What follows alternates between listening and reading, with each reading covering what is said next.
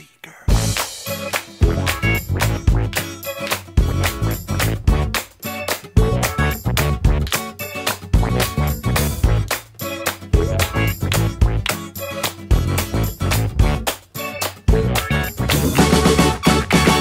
O patikim pa lang yan ang aming Singapore vlog na hindi ko pa mapakita sa inyo kasi hindi pa na-approve. So please wait patiently kahit ako alam ko sa sarili ko na naiinip na ako. Gusto ko na kasi ipakita sa inyo eh. Pero ayun, naisip ko muna na i-share sa inyo tong vlog na to. Just in case pupunta kayo sa Singapore at may kasama kayong buong pamilya at may bata of course. So ito yung mga travel tips na mamigis nyo. Si Singapore, isa sa mga bansa na madaling mapuntahan kasi wala namang visa requirement para sa ating mga Pilipino. Pero, isa to sa mga bansa na talaga naman ang mamigis ninyo. Pag nagpupunta kami doon, ang mahal-mahal kasi ng cost of living doon. So, talagang mapapagastos ka, especially pagdating sa accommodation. So, sa aking experience, usually, para sa isang very affordable or okay na or sakto na para sa family of 3 na accommodation, medyo mapapagastos ka ng around 7 to 10,000 pesos kada araw. By the way, dito pala kami nagstay. Hamlet, Cantonment. Ayan yung address niya. Ilalagay ko yung link nito sa bio. Ang Daddy Justin nyo, pagod na. At bago ang lahat, tayo ay may groom tour muna. Oo. Pero kasi, kailangan bumarin natin yung sapatos natin. Gawa ng may bata po na sumasalampak. Liam! Tingnan niya siya, nakatapak. Oo, napakalawak po nitong kwarto na ito, no? Base sa standards ng mamikers ninyo pagdating sa mga accommodation dito sa Singapore. Kailangan talaga namin meron kaming dining set or dining table with chairs para makaka-work. May decent size ng TV doon. And this is queen size ata tong bed na to. Kasya kaming 3. At ang mamikers na ito, hello! Tapos dito, meron tayong CR. Ganda na CR nila. Ang ganda. Black and white. Nabinyagan na po ni Liam. Nabinyagan na ni Liam. Hindi pa napapanik yung gamit. Napupoops na siya. Meron tayong kusina, which is good. O, diba? Tingnan nyo naman. Makakapagluto ko kasi merong induction stove dito. Tapos, ano ba meron dito? Ayan, o. May mga utensils tayo dito. Dito naman, plato and mugs. Tapos may pots. O, diba? Ang saya. Tapos dito, meron tayong ref. May microwave na may merienda ni Liam. May patuyuan tayo. Para kapag naghuhugas. O, kasi dun sa hotel, by the way, ito na yung extension days namin dito sa Singapore. Naka-hotel kasi ako first 5 days. Hindi talaga ako fan ng hotel kasi sikip-sikip. O, tingnan nyo. Perfect na perfect sa mga laro ni Liam. Tapos, ang ganda ng natural light kasi salamin. Good luck na lang sa umaga. Hindi ko alam kasi kung morning sun or afternoon sun kasi medyo makulimlim sa labas. Alam mo nasan yung labahan? May labahan pala to. Akala ko sa first floor eh. Oo, buti naman. Meron ba dito? Feeling ko nakatago dyan. Oo, sabi ko na nga ba eh.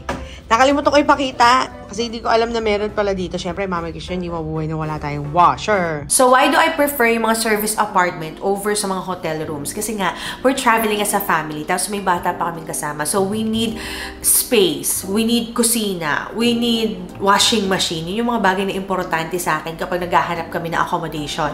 And kadalasan, wala yung mga ganon sa mga hotel rooms. Kung meron man, napakamahal ng hotel room na meron nun. Though dun sa pinagstayan namin sa Holiday Express Inn, meron silang coin laundry doon. So, pwede kang maglaba. Pero wala silang kusina doon. Siyempre, di ba kapag may bata, ang dami mong mga maliliit na bagay na kailangan mo hugasan. Napaka-awkward maghugas ng pinagkanan, ng bote ng tubig, doon sa sink ng CR. So, hindi talaga ako fan doon. Pero, when we stayed doon sa hotel, we had no choice but to do it. At maliban pa doon, di ba sa mga hotel reservations, pwede ka magdagdag ng breakfast buffet. May option na ganun, di ba? Though, masarap naman talaga ang pagkain sa breakfast buffet. Lalo na kung pinakain mo sa hotel, di ba? But the thing is, kung ako lang naman natatanungin na, ang daming mga hotel dito sa Pilipinas na nag-o-offer ng masarap na breakfast buffet. And when I travel abroad, hindi yun yung mga bagay na gusto kong kainin. Gusto kong kainin kung ano yung kinakain ng mga locals. Like, for example, sa Singapore, gusto kong kumain sa hawker over sa breakfast buffet. Nagets nyo ba? Andito kami ngayon sa isang coffee place. Saan tawag dito lang? Sugarcane. Pagkakain kayo sa mga hawker places, I highly suggest na bumili muna kayo ng inumin. Kasi yung mga meals na binibenta dito ay wala pong kasamang inumin. Kaya dumarating talaga yung time na sobrang haba ng pila dito. Kaya inuuna ko muna na gawin to. Masarap yung water chestnut na yan. And I highly recommend na bilhin nyo rin or at least try nyo yung kanilang soya milk. Kasi sobrang creamy and very nutty yung flavor nito. At mura lang pala yung mga ganito kalaki. Usually yung ganyan sa atin, no? 120 umaabot, di ba? Yung mga milk tea or 150. Dito sa Singapore, yan, yung mga ganyang inumin, mura lang siya. Nasa $1.50 lang siya. Lalagay ko na lang yung conversion sa screen pala. At ito na nga, bumili na ang Mami Chris ninyo. Tapos pala, pag bumili na kayo ng inumin, pwede na kayo maglibot sa mga stalls na gusto ninyo na kung ano man yung siniserve nila na pagkain. Pero ang Mami Chris ninyo, I highly recommend na when you go to Singapore, you must try yung kanilang Hainanese chicken rice. Sobrang sarap nito, as in yung kanin pa lang nito, may lasa na no? Tapos sometimes, they sell this na steamed yung chicken. Hindi po hilaw yun mukha lang siyang hilaw. Pero steamed yung chicken, soy chicken. Tapos ang cute-cute ni tatay, di ba? Very friendly. Tapos may libreng sabaw pala to. Kaya ang saya-saya ng Mami Chris ninyo. Alam niyo naman ako, nabubuhay ako sa sabaw. Oo.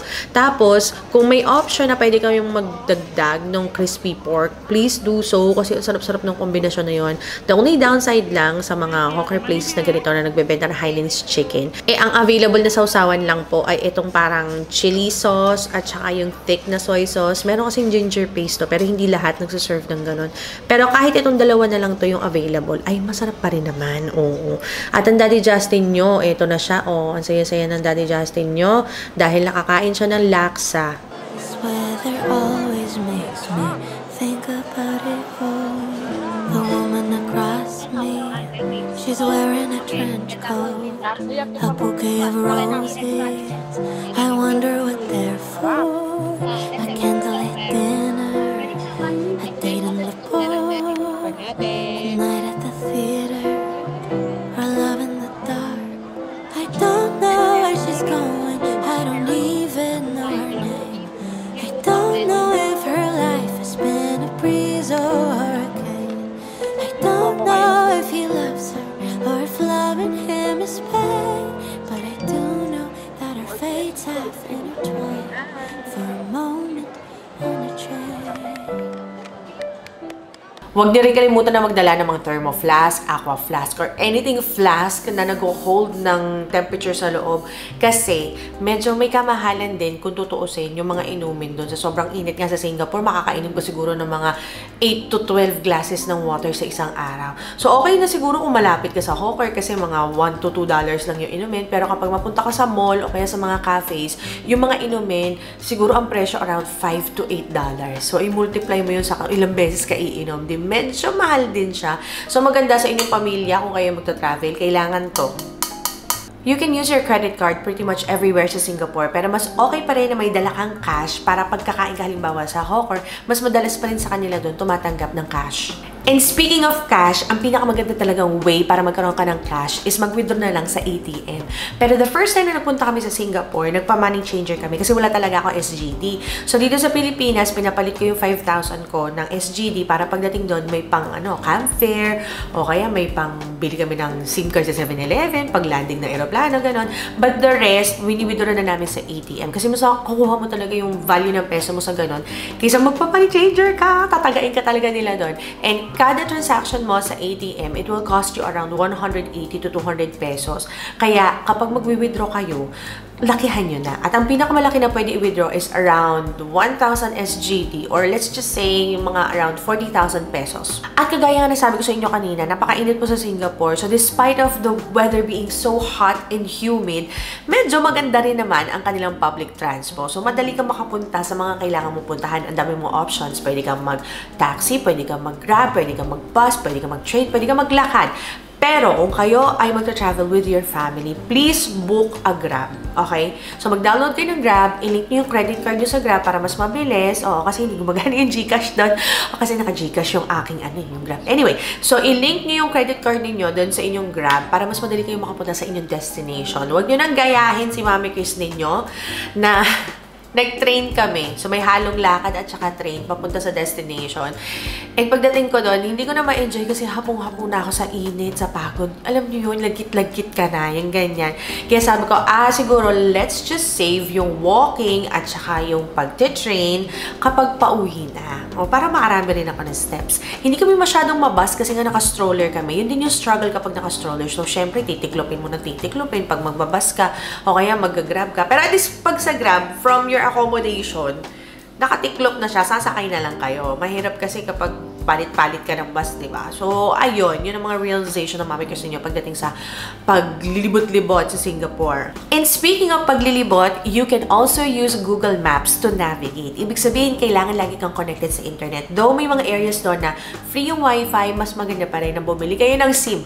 Huwag kayong mag-pocket wifi. Mag-SIM kayo. Oo, para kada isa-isa na may cellphone. Yun ang ginagawa namin na. Yung anak ko may cellphone, ako may cellphone, yung assistant ko may cellphone, si Daddy Justin yung may cellphone. Lahat kami tigi-tigisan ng SIM card para pag kami ay maglilibot, pwede kami maghiwa-hiwalay. Tapos nagla-live location na lang kami pag magkikita-kita na lang kami. Yung gano'n, di ba? Ang downside kasi kapag nakapocket wifi kayo, hindi kayo makapaghiwa-hiwalay. Kailangan open line pala yung cellphone. Kasi isang cellphone ko, exclusively for Globe. So, hindi ko siya masaksakan ng ibang SIM card. So, I had to buy another cellphone para masaksakan ko lang siya. Para pag nasa abroad kami, makakagamit ako ng SIM card. So, ayun na nga, ang mga travel tips ng Mami Christine nyo. Sana nakatulong to, no? I hope marami pa sa inyo ang maka-travel as a family kagaya namin kasi it brings us so much joy. You guys, huwag nyo pang hinayangan. Pag-ipunan nyo, syempre, no? Pero huwag nyo pang hinayangan kasi yung oras, hindi mo na mababalik. Yung pera, mababalik. Kaya mong kitain yun, eh. Pero yung memories, yung youth mo, yung time mo kasama yung family mo, yung childhood nila, yun yung mga bagay na kapag lumipas na talaga. So, yun lang ang ating vlog for today. Sana nag-enjoy kayo and please wait patiently for the Singapore vlog. Pag-pray nyo na ma-approve na para mapanood na natin lahat. I'll see you again next time. Bye!